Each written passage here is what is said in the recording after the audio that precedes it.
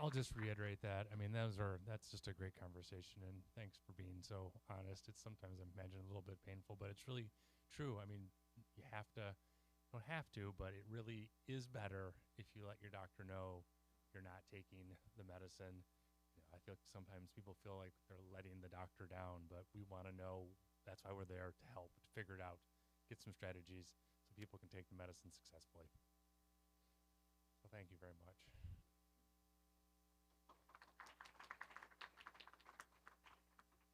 And at this point, we're going to turn it over to a man who needs no further introduction today, Dr. Ascari. Thank you. So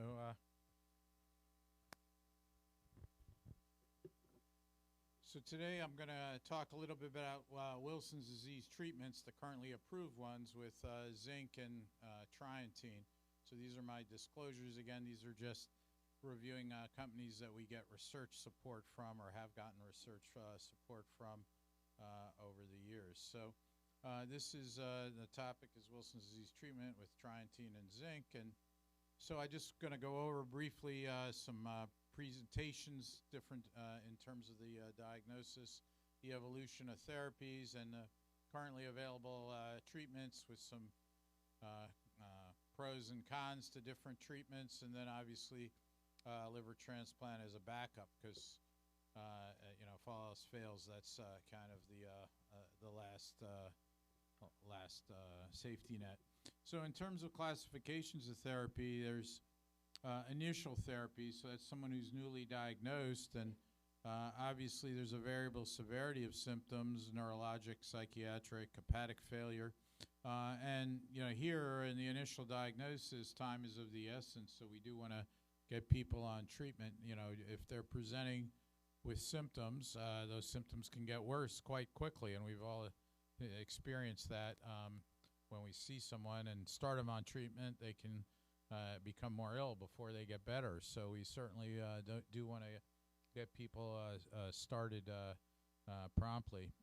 And then there's maintenance therapy, and maintenance therapy basically is defined as treatment once someone's copper has been well controlled. I don't want to, belabor the point, but maintenance can be maintenance well controlled, maintenance poorly controlled, and maintenance too aggressively decoppered. So you could break down maintenance into 3 phases too, because not everyone who's been on treatment for 30 years is well controlled if they've had problems with that, or they may be over controlled and need a dose reduction. So this is where monitoring comes in, or they may be poorly controlled and actually be more like that initial presentation. There's also asymptomatic people who are picked up on genetic testing, or we've heard about the birth cohort screening that Alice is working on with the state of Washington to get funding for and get it set up. Obviously, hopefully everyone will be diagnosed in an asymptomatic state and never get symptoms would be the ultimate goal. And then obviously there's pregnancy, maybe a special situation. So early and approved treatments, early treatments were these British anti-leukocyte agent, or BAL, which was a arsenic toxicity biodefense, and these were injections because initially, as we described, Wilson's disease was described over 100 years ago, but there really weren't treatments until many decades later. So it was kind of an observation that people got this, they got sick, and then they died. BAL was exciting, but it was very painful, and a lot of people dreaded getting these injections. So then penicillamine came along, and it was a godsend that all of a sudden you had a pill that people could take that would get copper out of their body and help them get better. But it can be quite toxic and disfiguring. You can have progeric skin changes or other skin changes from breakdown of elastin with it, and it can be quite toxic. So trientine was approved as being less toxic and better tolerated, and then zinc acetate came along, and so these are the approved treatments at this point. So first, there are 2 kinds of trientine. Trientine dihydrochloride was approved for people who had penicillamine toxicity. So basically the approval of that cyprine or trientine dihydrochloride was basically, if you get toxicity on penicillamine, then you can use it. And the FDA was quite less rigorous back then. They basically approved it on studies in just a handful of patients. They said, here, go ahead and try this. They went in and they said, hey, people could die if they're not treated. They can't take penicillamine. They could take this other thing and they do well. So they said, okay, it's approved. So research studies show efficacy as an initial treatment for Wilson disease. But when we prescribe Trientine as an initial treatment, we're doing it off-label. And most recently, Trientine tetrahydrochloride is approved for maintenance therapy. So the exciting thing there is you may notice subtly that there's a slight difference in the FDA approvals between those two drugs. One is approved as a rescue therapy for penicillamine toxicity. The other one is approved as a maintenance treatment. So there are several formulations and manufacturers available. Some require refrigeration, some don't. Trientine tetrahydrochloride doesn't require refrigeration. And then there's some Trientine dihydrochloride, such as the one made by Reddy's, that claim they don't require refrigeration either, although we, as a Wilson's community, have not seen that data. It's only been seen by the FDA. So there's risk of neurologic worsening. Obviously, you want to monitor while starting. We generally ramp the dose up slowly, start out at a low dose. So if someone's deteriorating neurologically, we can try and rescue them and get up to a therapeutic target. And, we generally target urine coppers in the 150 to 500 microgram per 24-hour range. And you can see why we're hopefully not yelling at people, but gently reminding them to do their urine collections because we really like this urine data. So this is a study we did here at Michigan Medicine where there's a liver biopsy from someone. You can see the panel A is at initial diagnosis is a cirrhotic liver with lots of blue fibrosis or scar tissue, and is at initial diagnosis, and then many years later a second biopsy, and you can see that blue fibrosis is faded. It's still there. There's still a nodule, but it's very faint. And here the blue is even fainter. This is 10 years later. So basically, the scar tissue can regress once the copper is treated. And this is somebody treated initially with Trientine and zinc, and then zinc alone for the just for Trientine and zinc for a brief period. And here's zinc out many years later. And so just having cirrhosis doesn't mean it's going to be horrible. That can actually regress and get better with treatment. So zinc was originally studied in a thesis in the Netherlands in the 1960s, and then zinc acetate was developed here at Michigan Medicine in investigator-initiated studies, and it was one of 29 drugs initially approved through 1984 through the Orphan Grant drug grant program at the FDA. So this was funded by the government. And the FDA approval came through work performed here at the University of Michigan. And it was kind of by serendipity. Dr. Brewer set up this huge clinical trial to study sickle cell disease because he said, gee, I've noticed in a test tube that if you mix zinc with these sickled red cells, they'll stop sickling. And so he said, we've got a cure for sickle cell anemia. If we just put people on zinc, they'll get better. And so he went to clinical trials, and like many clinical trials, this kind of comes back to, what to expect. He got the unexpected. The patients became anemic, and their cells kept sickling because he wasn't getting high enough zinc levels in their blood to prevent the sickling the way it did in a test tube. So he looked at this anemia, and he goes, why is zinc making people anemic? And it was because they were becoming copper deficient. And that's where George Light went off and said, we've got a good drug. It's just for the wrong disease. We've got to switch to a copper toxic disease, and then zinc will work. So he developed, zinc, he and his team, which was triggered by zinc-induced copper deficiency in sickle cell disease, and basically binds metallothionein in the gut and blocks absorption of zinc, is how zinc works. And it also does other things. It probably blocks CTR1, and it induces liver metallothionein to help sop up copper. So there are a variety of ways that it's helping, but this is the primary mechanism is blocking absorption of zinc, and it goes off in the gut. And this is a radioactive illustration of that. And basically, You see the big line on top is somebody who is given ingesting a small amount of radioactivity, and it shows up in the blood right away. The line on top and equilibrates.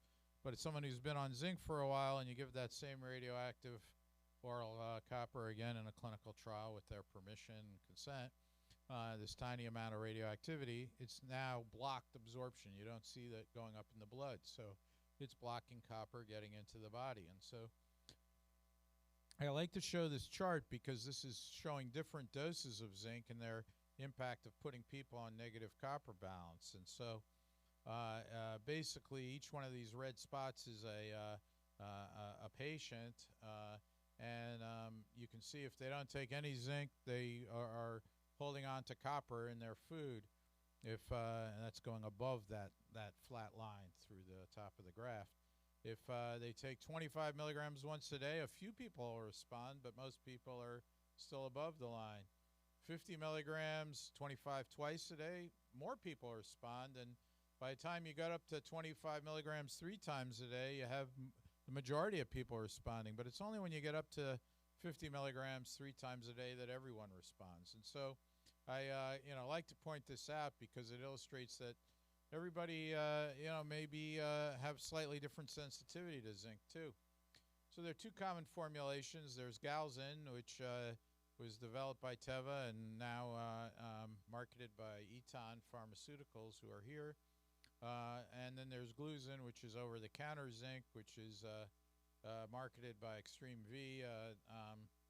John Wu, who's a pharmacist, basically developed this, and when asked by the Wilson's Association, Mary Graper, I see her son's here in the audience, was instrumental in getting this available to patients because there was a lot of frustration with the price of pharmaceuticals and insurance coverage, and people were taking over-the-counter zincs that were quite toxic to them and weren't working. So she reached out to John Wu, and he was kind enough to respond and say, yeah, I can make zinc reliably and consistently and sell it. And she was like, great, we'd really appreciate this. And he showed it was bioavailable in a test tube, but didn't do any clinical trials on it. And it's not FDA marketed under FDA oversight. It's this is strictly an over-the-counter zinc where you have a responsible person, hopefully being aware that you're taking it to protect your life. So a little more serious than, Nature's Bounty or, whatever, any other over-the-counter zinc you may want to think of that doesn't necessarily know that it's a treatment for a disease. And then zinc sulfate is used as well, particularly in Europe. It's used quite a bit. The main side effect is GI upset, and treatment adherence is an issue. Generally dosed 3 times a day, but also away from food at least an hour before or 2 hours after eating. There's a possibility of over-treatment, a possibility of under-treatment in urine testing. Measuring urine copper and zinc levels, we recommend every 6 months. And we target urine copper levels somewhere between 25 and 75 micrograms per 24 hours. And generally that requires a urine zinc level over 2,000 micrograms per 24 hours. And finally, obviously, for a non-adherent patient, it's important to consider transition to trientine. And this is where these conversations, like we were having at the last session, are really important, because if someone is like, there's no way I'm ever going to take this zinc properly, I'm going to take it with food, I'm going to take it once a day, it's not a good choice then.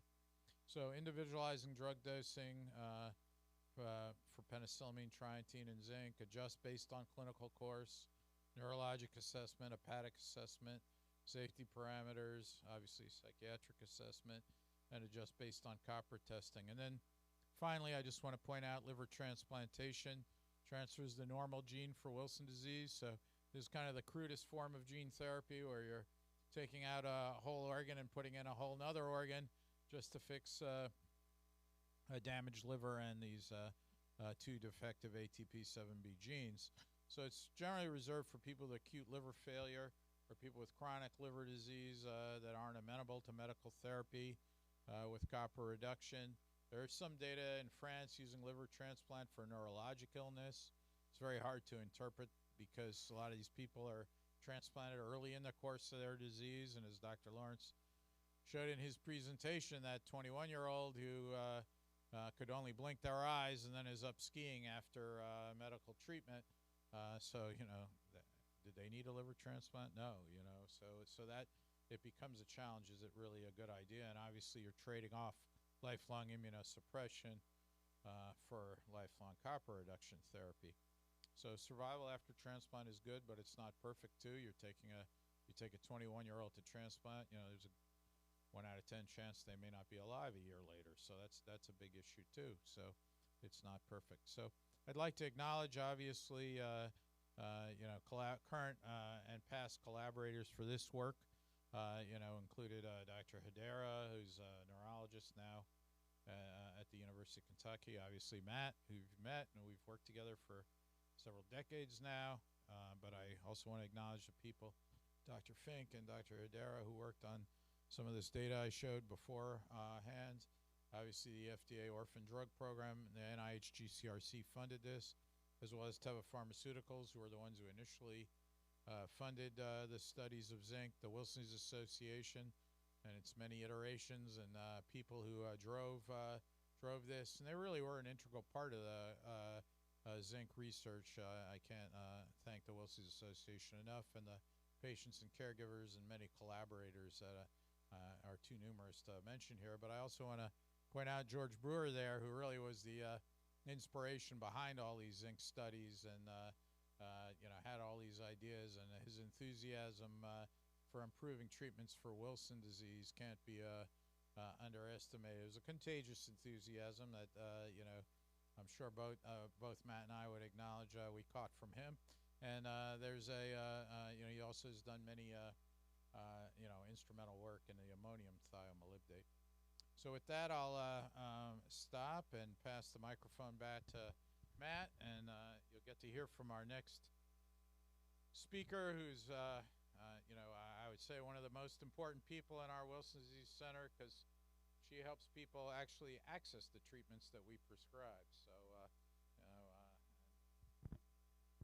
So I'll just echo, and this is kind of, as someone said, kind of a repeating theme today.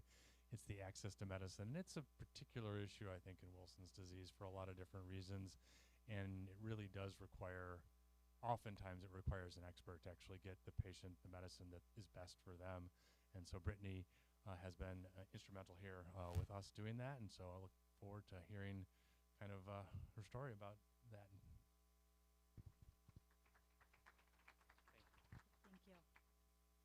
Thank you, Dr. Ascari and the Wilson Disease Association for having me here today.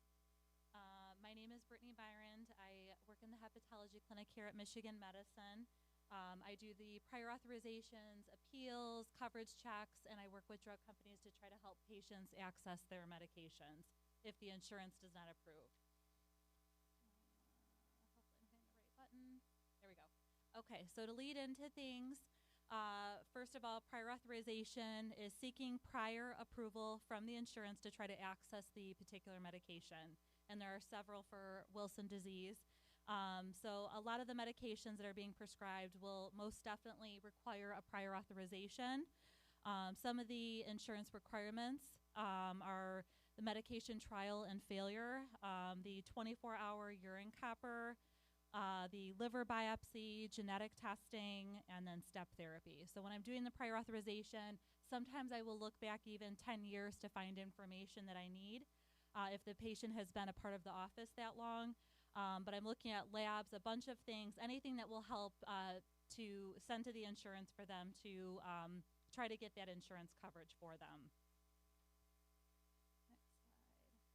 Okay, so continuing on with the prior authorization, in many cases an appeal is needed for the medication that's being prescribed. The appeal can be completed when the prior authorization is denied. So a lot of times if the patient has been established on the therapy, you do have a greater chance of approval, but it does depend on the insurance plan. And I always tell patients, if you have an insurance change, please let us know, because it will require a prior authorization, most likely with your new insurance that you have, whether it be Medicaid, commercial, or for Medicare patients. And a lot of times if the brand name is being prescribed, the insurance wants the documentation of the trial and failure to the generic medication. And if that information is not available, it will go into a denial. The next step, so when a prior authorization is denied, I will do like a letter of reconsideration with the plan. If that doesn't work, then you'll have your formal appeals and then external review appeals. And there is an authorized representative form that's needed where the patient will sign and date it stating it is okay to move forward with that appeal. And this process can take up to 30 days. So when you're doing an internal formal appeal, can be about 30 days. And then if there's an external review appeal that's done, that could also be another 30 days. So it can take a little bit of time. Let me move on. Next slide. Okay. So for patient assistance, there is a copay card that can be utilized for brand name medications. This is for commercially insured members. If insurance is covering, the copay card gets billed as a secondary. And is not available for patients that have Medicare or Medicaid insurance. So only commercial members, and typically requires you to reside within the United States. Okay, so the next thing, Mark Cuban, Cost Plus Drug Company, some may have heard of this, is a resource for patients seeking access to penicillamine and trientine medications. They do offer set prices on certain medications to make it more affordable to accessing these medications. Prescription would need to be sent to the pharmacy, and then patient would need to sign up to create an account with costplusdrugs.com. And there is a standard shipping fee of $5.25. That's kind of a newer thing I've noticed with them. Let me see here. Next. And they do ship to the home address. For example, with the trientine, they do have a next day refrigerated shipping fee of $55. And the pharmacy will be able to process for more than a 30-day supply. So they could, whatever the prescription is written for, they will be able to fill, whether it's 30, 60, or 90 days. And starting the beginning of this year, there are updates to the credit card and shipping fees due to the rising drug costs. And those are all the things I try to tell patients beforehand so they're not, it's not a shock to them. Moving on with patient assistance, this can be utilized for patients that have exhausted insurance options, or they have high copay after insurance, as well as having no insurance. So when applying, it's pretty standard across the board, which with a lot of the drug companies, they want the front and back copies of the insurance cards, along with the application, proof of income, so W-2, Social Security statement, or disability statement, along with the denial letter from the insurance showing the medication not covered. Or what I do is I will run a coverage check and then find out what that 30-day supply cost is after insurance, and include that in an appeal letter to send to the drug company. Because otherwise, when you send it, they will initially deny it, stating the patient has insurance. And we are aware that they have insurance, but they need patient assistance because the medication is thousands of dollars. Okay, so for Medicare patients, the drug company may want them to apply for the Medicare Extra Help, also known as the Low Income Subsidy. It's a federal program for qualified Medicare Part D patients, and if approved, it would help with lowering their prescription co-payments. So you might have a copay of $4, $9, maybe $12, and it would cover not just this medication as well as all of their medications they are taking.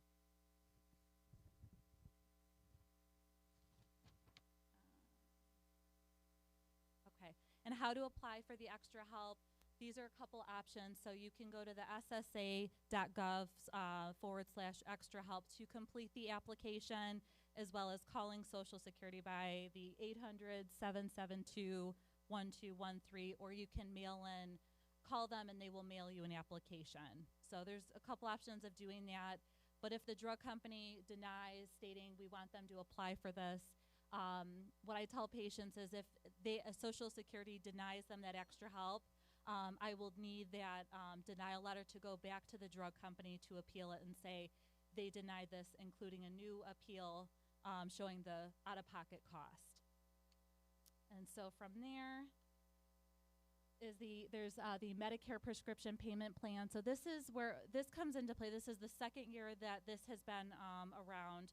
And if patients make too much, they might say, hey, we want them to apply for this. So this is kind of the last step in the road for Medicare patients is the prescription payment plan. There's a $2,100 maximum out-of-pocket cost, which includes your deductible.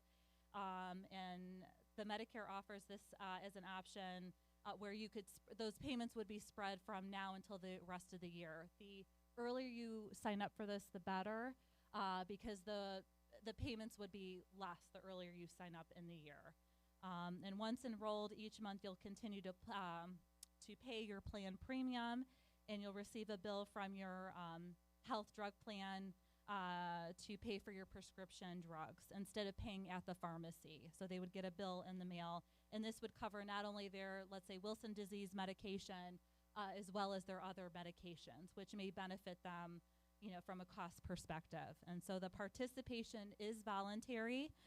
There is no cost to participate in the Medicare prescription payment plan. And you can opt in by calling the drug plan. That's usually what I will tell patients. I give them, if I'm sending a portal message, there's like a lengthy message I will send them with all the information, or you can visit your plan's website, whether it's Optum Medicare, WellCare. I know there's a lot of different Medicare plans. That's how they would be able to do that. So that is all I had.